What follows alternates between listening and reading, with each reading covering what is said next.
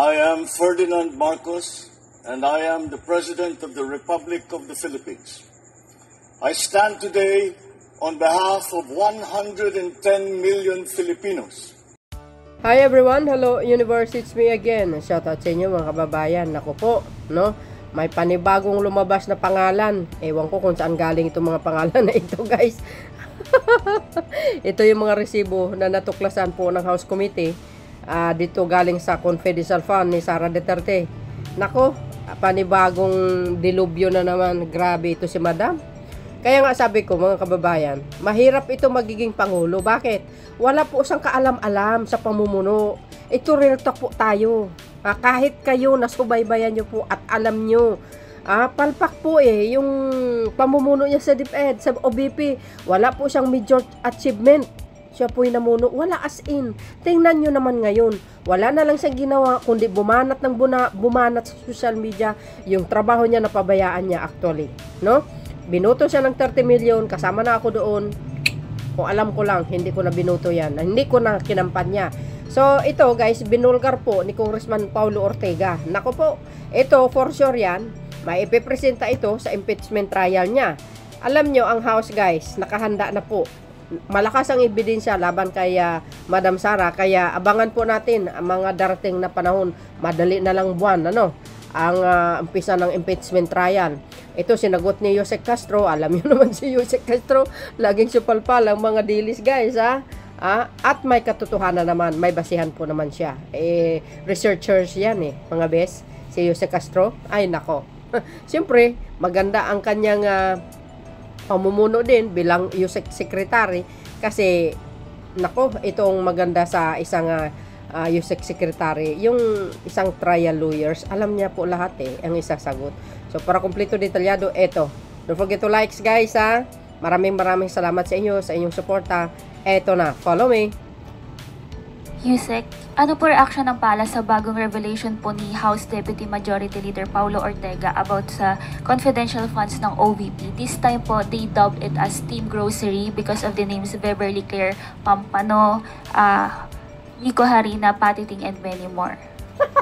Hindi lang po siguro ang palasyo ang medyo si Chiria Pamor nagtataka.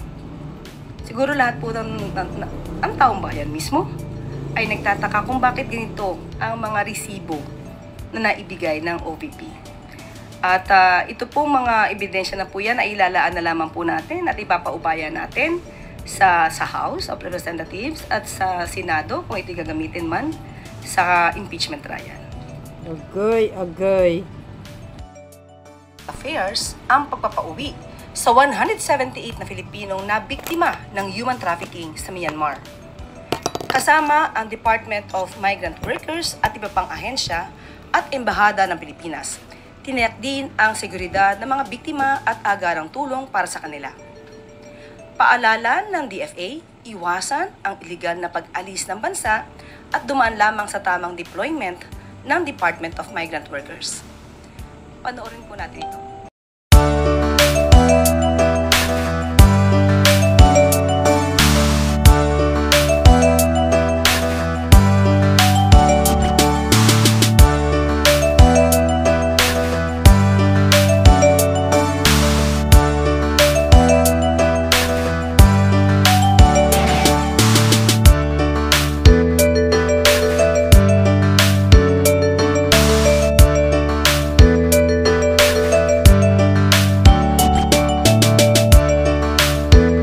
na lang mga kababayan sa screen kasi puro music lang naman. Bumisita si United States Secretary of Defense Pete Hegseth nitong Biyernes at nagkaroon ng courtesy call kay Pangulong Ferdinand R. Marcos Jr. Sa nasabing courtesy call, sinabi ni Pangulong Marcos na tiniyak at pinagtibay ni Secretary Hegseth na nagpapatuloy ang economic at military partnership sa pagitan ng Amerika at ng Pilipinas sa ilalim ng administrasyon ni US President Donald Trump. Ayon pa sa Pangulo, ang kanyang pagbisita ay indikasyon din ng commitment ng Pilipinas at ng Amerika na magtulungan para mapanatili ang kapayapaan sa Indo-Pacific region. Siniguro rin ni Secretary Hegseth kay Pangulong Marcos na kinikilala at sinusuportahan ng Amerika ang posisyon ng Pilipinas sa usaping West Philippine Sea at ang mga hakbang na ginagawa ng Pilipinas para depensahan ang soberenya nito. Panoorin po natin ito.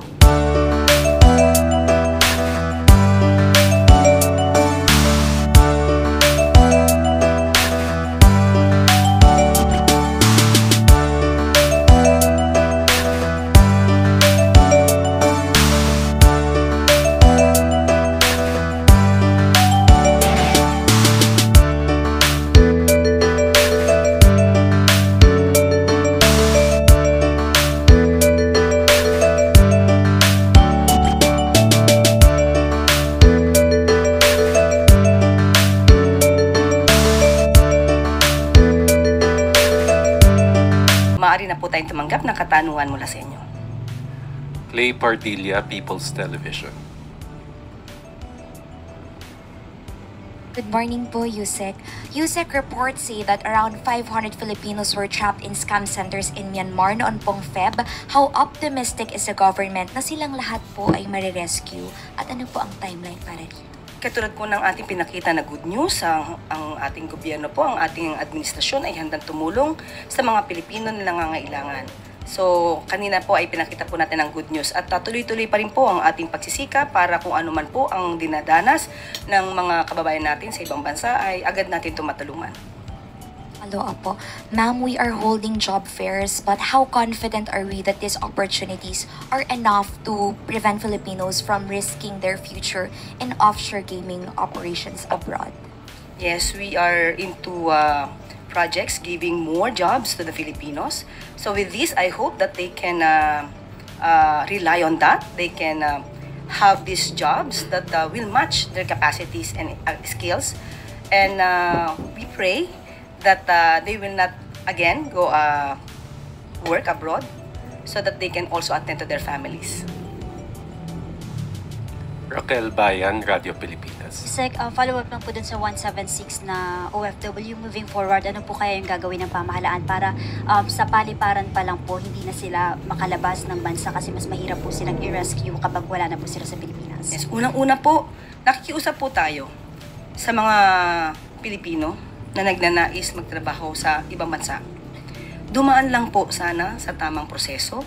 Huwag po silang, kumbaga, makikipag-transact nang hindi alam po ng gobyerno. Kaya nga po tayo may POEA para po sila po ay mabigyan ng seguridad na ang kanilang pupuntahan ay sila ay safe. So, maliban po sa gagawin po ng gobyerno, makikipagtulungan po sana ang ating mga kababayan. Mahirap naman po kadalasan pag mahigpit man po ang ating officers sa Bureau of Immigration o offload minsan, hindi rin po maganda. So, kayo na rin po, makipagtulungan na rin po kayo sa gobyerno para po maiwasan natin yung mga ganitong klaseng sitwasyon. Alvin Baltasar, Radio Pilipinas.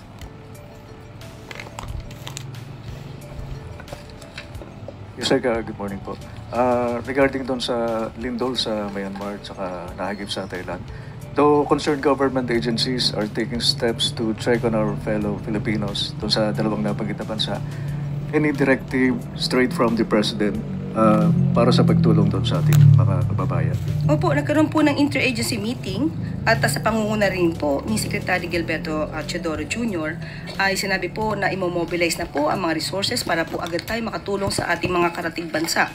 At bukas nga po ang tentative travel date po for deployment ng ating mga kumakatawan. Parang lalabas po ang grand total po ay 114 personnel ang ating ipapadala bukas. Tentative date po yan. Ito'y manggagaling sa mga ahensya tulad po ng DOH at kasama na rin po dito yung Urban Search and Rescue Team ng Bureau of Fire Protection at ng Armed Forces of the Philippines. Nandito rin po ang MMDA at mula sa Apex Mining Corporation or First Gen Energy Development. So, yan po ay padadala po natin, tentative date po tomorrow para po makatulong po ang Pilipinas sa ating mga kababayan din po at sa mga citizens po, mga mamamayan po dito sa mga nasabing bansa na dumaranas po ngayon ng krisis dahil po sa nabanggit na lindol. Yusek, nakatutok po ba dito ang ating Pangulo? Opo, yan po ay ang pinag-utos po ng Pangulo sa ating mga agency na agaran po na tumulong sa ating mga kapitbahay na bansa. Follow up na lang po, Yusek. How prepared is our government for this kind of disaster? Lalo na kayong nababanggit yung the big one. Yes.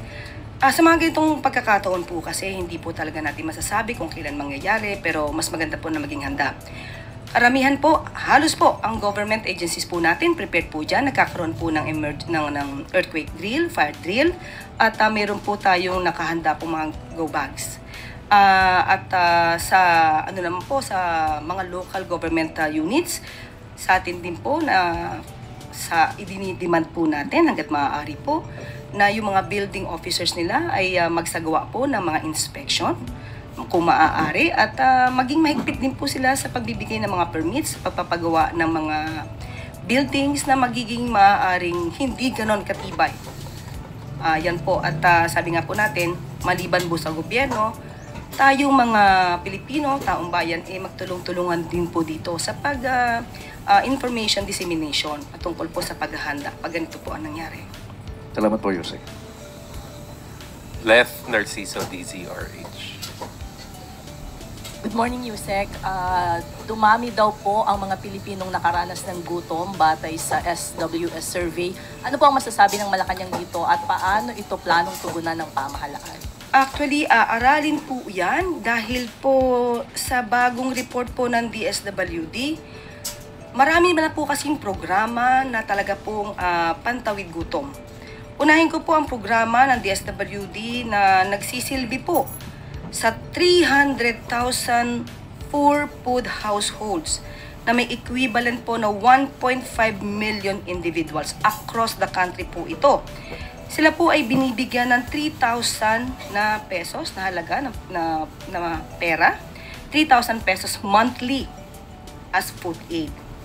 Pangalawa po programa ng DSWD ay Walang Gutom Kitchen. Ito po ay located sa Pasay City, kung saan nagsisilbi po ng mga hot free meals sa mga pamilya, sa mga bata, lalo-lalo na yung mga nasa lansangan.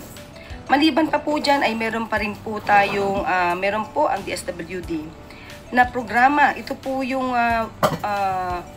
Walang Gutom Project Cusinero Cook-Off Challenge para po ma-improve yung public nutrition. At meron din po ang Walang Gutom Project that provides eligible families with electronic benefit transfer po. Ito po 3,000 peso monthly food credits. So aaralin po natin kung saan nanggagaling itong mga sinasabi na nagugutom pa ang ibang mga kababayan natin. At para malaman natin kung saan lugar ito at kung meron man pagkukulang, ay maibsan po natin ang ganitong klaseng mga sitwasyon po.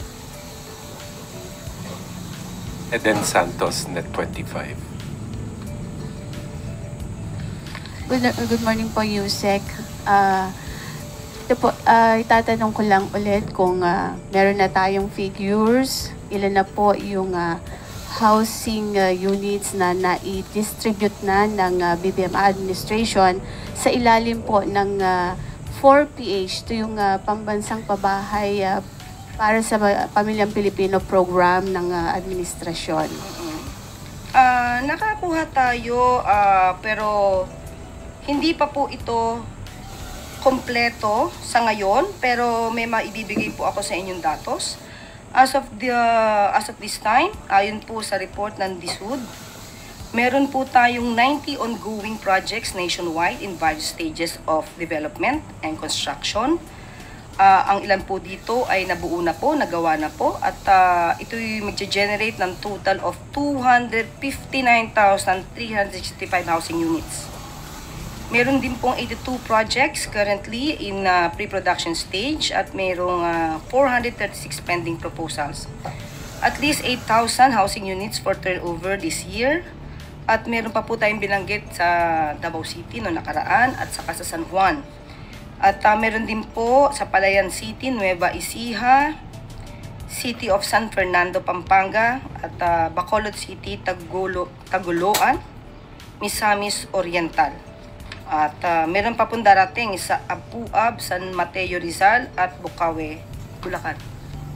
So, kung meron po tayong estimate, mga ilang milyon po ito? Wala pa po siyang milyon. Sa loob po ng 3 taon sa pwesto ng Pangulong Marcos. Yun po yung sinabi ko at hindi pa ito pa po kompleto. Kasi po ang sabi 1 million per year. So, para mabuo yung backlog na 6.5 million housing units po ng Pilipinas. Okay, sinabi naman po ng ating Pangulo na ito po yung salita niya. And I quote, "We are aiming for 1 million homes, 1 million low-cost and socialized homes a year. It is an ambitious number, but we will try very, very hard." So, may mga pagkakataon po, gustuin po natin na matapos ang lahat, pero may mga causes of delays. Tama. At tulad po ng processing and release of development loans for private contractors, permitting or due diligence process on site suitability and land ownership. Meron din po, nagkakaroon din po ng problema or issue tungkol sa pagpapatayo because it seems that there is longer construction period for vertical housing, at least 10 months average for walk-up. Four-story buildings pa lang po yun. Hindi pa nga po yan, At yung capacity to borrow or avail of the development loan of private contractors. At ito po'y ibibigay na napakamura po sa ating mga kababayan. Kaya po, kokonti lamang po ng mga contractors at developers ang sumasali sa proyektong ito. So ito po ay mga issues na hindi po ninanais ng administrasyon. But katulad ng sinabi ni PBBM ng ating Pangulo, we aim 1 million houses a year. Hindi pangarap yan, hindi pangako yan. Ano po yung mga reason bakit may mga contractors po na umaatras sa proyekto? Kasasabi ko lamang po, maliit po kasi ang presyo na ibibigay natin sa taong bayan para i-avail ito. Kaya po, yung ibang contractors po ay hindi po sumasang-ayon na makisali o sumama sa ganitong klaseng proyekto. Kunti lamang po na developer. Yusek, hindi po ba kasama sa GAA or national budget ng gobyerno po yung sa pagpapatayo po ng mga pabahay project ng administrasyon? Mali po yan. Hindi po kasama sa GAA ang proyektong ito. Ito po ay popondahan po ng Pag-ibig. Thank you po. Pia Gutierrez, ABS-CBN. Yusek, this morning, yung mga progressive groups daw po will be filing an appeal sa Malacanang para ihinto yung April 2 implementation ng 5 peso fare hikes LRT dahil pabigat daw po ito sa mga commuters. Ano po yung stand ng Malacanang on the fare hike, and can we also get an assurance from the president na the president is looking into the concerns of the commuters po? Yes, opo. Gustuin po natin no? Gustuin po ng administrasyon na ito po ay hindi muna maituloy. Pero yan po kasi ang nakasaad sa kontrata. Kundi po ako nagkakamali, nabanggit po ito na matagal na po dapat nagtaas ng presyo, pero hinuhold po ito para po sa ating mga commuters. Pero tignan din po natin ang sitwasyon kapag kasama po kasi ito sa kontrata at hindi po itinupad o natupad ng gobyerno, mas magkakaroon po ng malaking problema ang ating mga commuters. Tuesday New, DZBB. Good morning po, Yusek. Yusek, ditong weekend, mayroon pong mga Filipinos na nakulong sa Qatar dahil daw po doon sa ginawang kilos protesta in support kay dating Pangulong Rodrigo Duterte. Ano po ang tulong na maipagkakaloob ng gobyerno, kung meron man, anong plano para sila po ay matulungan na ma-resolve itong kanilang kinakaharap na kaso doon ngayon?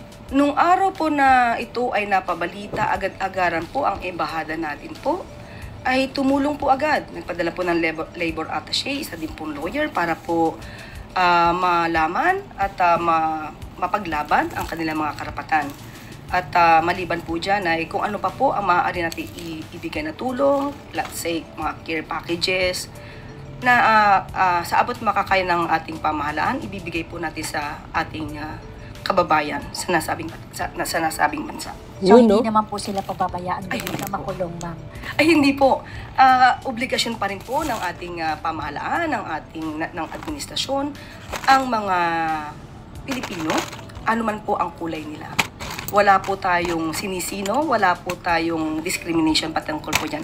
Basta po kapwa Pilipino, tutulungan po yan ng administrasyon. Opo. Follow up lang, ma'am, yung ibang mga Filipinos na nagrarally pa rin para dito kay dating Pangulong Rodrigo Duterte, katulad po sa Davao nung kanyang birthday, marami pong nagtipon-tipon sa ibang lugar sa bansa.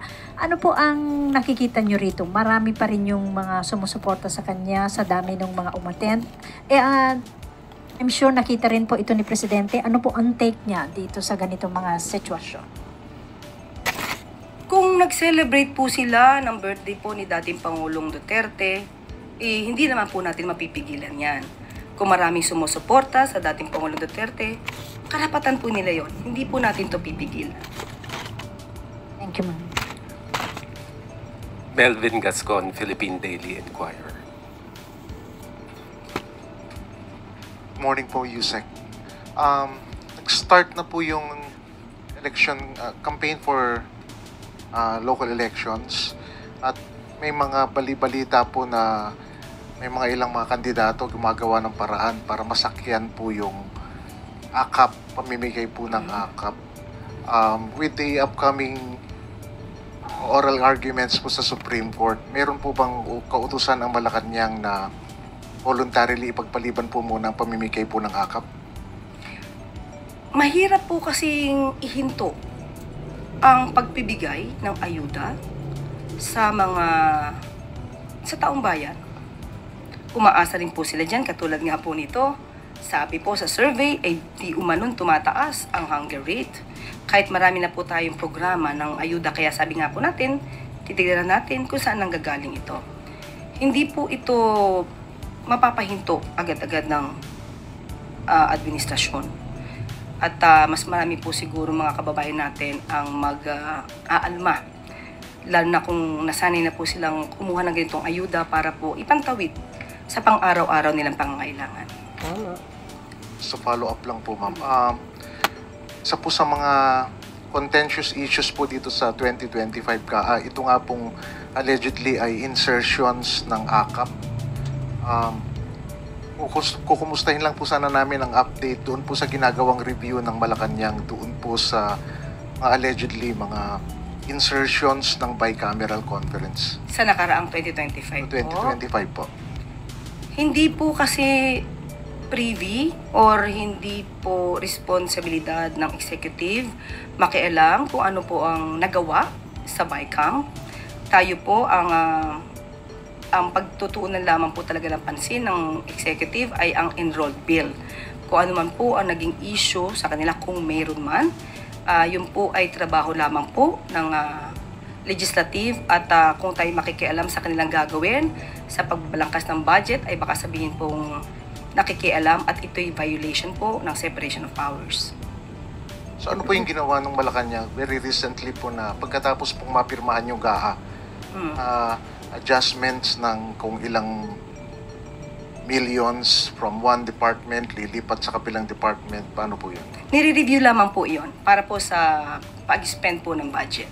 Tapos na po. Dahil may mga cut-cut. Araw-araw pa po para as of the moment, ang pagkakaalam ko po ay nagkaroon ng mga review.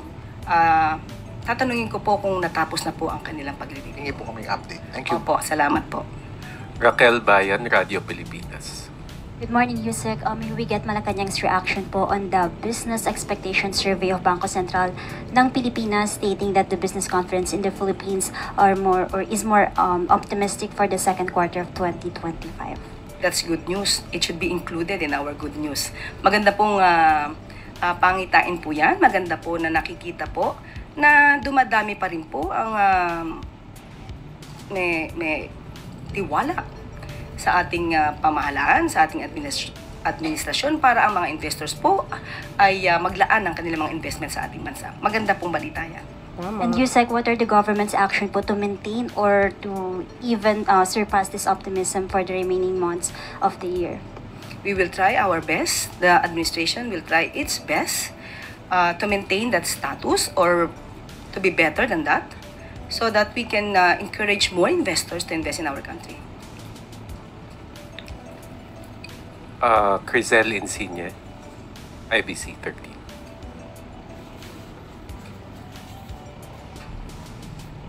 Good morning, ma'am. Nagpa-follow up lang po ako dun sa report po yung regarding po sa BSP. Nag-issue rin po yung BSP ng recently ng Financial Stability Report kung saan nag-express sila ng concern dun sa heightened uncertainties due to economic development sa US. Tsaka yung economic instability, geopolitical issues sa Europe and Middle East. Meron na pag-usapan na po kaya sa cabinet yung possible impact ng mga geopolitical developments during po doon sa last NETA briefing. At saka may binigay po kayang instruction si President Marcos kung ano i-mitigate yung impact ng mga ganong issues. Actually po, nagkaroon po ng meeting with the BSP. Pinag-usapan na rin po yan. At maaari pong maapektuhan ang inflation rate, if ever, patungkol po dyan sa nangyayari po sa US. So, tignan na naman po natin at gagawa naman po ng paraan.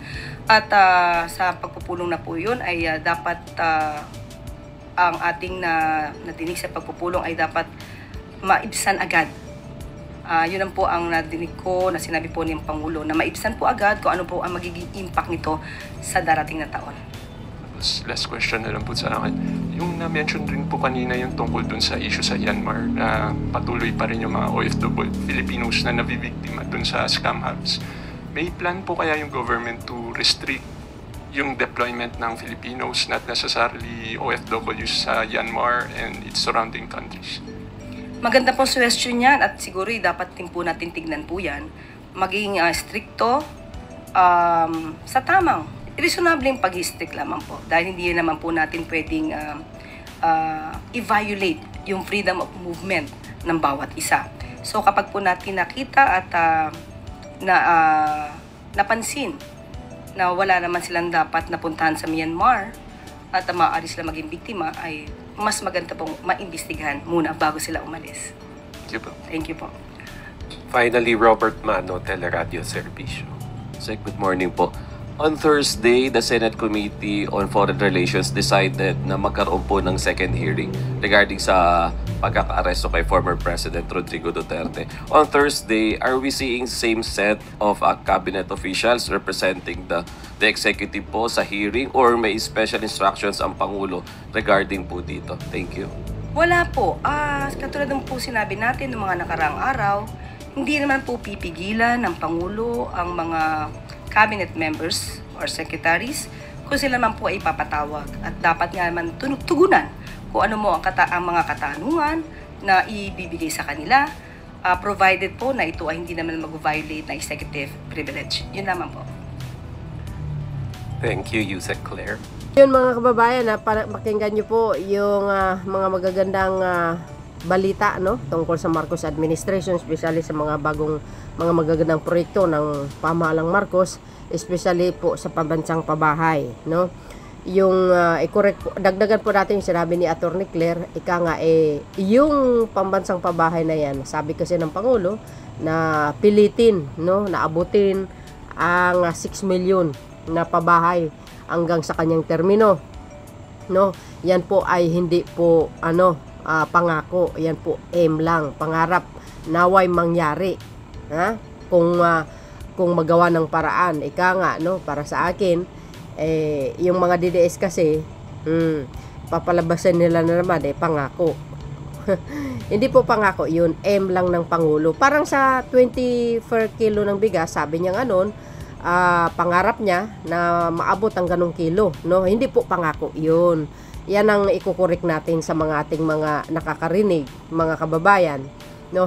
Walang pangako ang Pangulo na pinangako sa atin lahat. Yan po lahat ay pangarap niya lamang, na. So dahil dito sa pambansang pabahay na ito, kung tutuusin, ma-reach nawa yung ganyang kalaki, no. Every year kasi 1 million dapat. Kung hindi man maabot yan, mga kababayan, dahil sa mga maraming kadahilanan, na sabi po ni Yusek Castro po yan, At saka isa pa, at least mga bes, maraming pabahay na naipatayo at nabibigyan yung mga maralita. Very abot kaya po yun, no? Maintenance, no? Siyempre, yung kuryente at tubig, alangan man si PBBM magbayad. Hindi di ba? Mag-rent ka nga doon sa condominium na ganyang kagandang bahay na ala condominium. Mahina na po yung 15,000. Di ba? O kung maintenance lang, nako, wala pang ano yan. Wala pang 2,000. Siyempre, yung kuryente at tawag dito, tubig, wifi, alangan naman si PBBM magbabayad, wag naman. Di ba? Hindi So, dahil dito guys, no, iko-correct po natin sa mga DDS, baka sabihin, pinangako niya, napako. Hindi po pangako yun. Aim lang ng Pangulo, mga kababayan. No? At least, hindi man maabot sa aim niya, at least nagagawa niya ng paraan na maraming napatayo ng bahay. Grabe, ang dami guys, lalo na sa Davao. Ay, napakaswerte ng mga DDS talaga. Mapapasa na all ka. Diba may pinagawa din si Pangulong Marcos Jr. na tulay dyan? O, na-i-upload ko yun. Pero kinikredit grabber ng DDS na kay Digong daw. Sus, malinaw na malinaw yung mga binasa ko under the Marcos administration. Di kayo naloka. So, dahil dito guys, ano po ang kapalagayan nyo? No? Marami pang mga balita na abangan po natin, lalo na yung mga OFW, nakakulong sa Qatar. Sabi sa inyo mabait si Pangulong Marcos Jr.